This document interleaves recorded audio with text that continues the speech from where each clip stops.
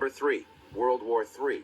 On November 22, 1987, a special episode of The Simpsons aired on The Tracy Ullman Show. And although it was very, very hilarious, there might be a hidden message in there somewhere. Before you accuse us of grasping for straws, consider the fact that many of the accurate predictions made in this show were sometimes simple side notes that nobody really paid attention to. Anyway, the episode centers around Homer Simpson repeatedly pranking his family with World War III scares. Many times during the episode, he would wake them up, asking them to rush into the fallout shelter, as if it was the end of the world. It's World War III!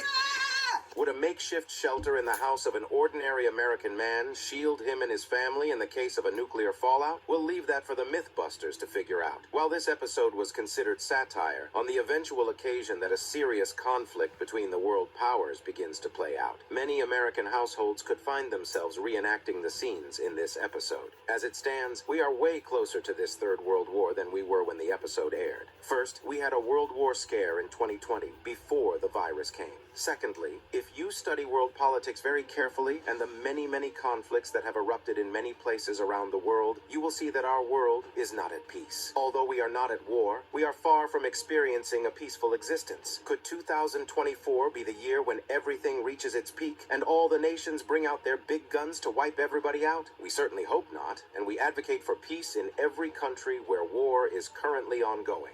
And as we all know, this happened a few days ago.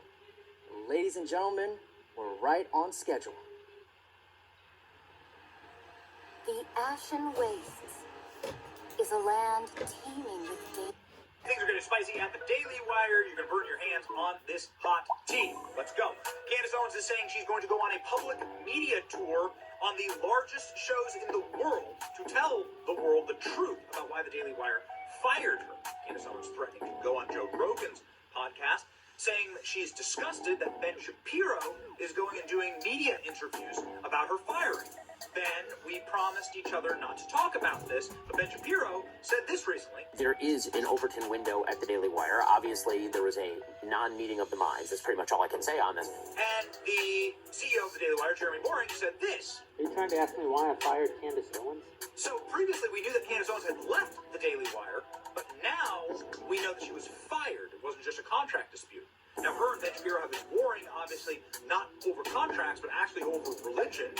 And apparently Candace Owens saying Christ is king was one of the reasons she got fired. If Candace Owens got fired for saying Christ is king, she should be rejoicing because greater rewards are coming to her in this life, and may it continue in the afterlife.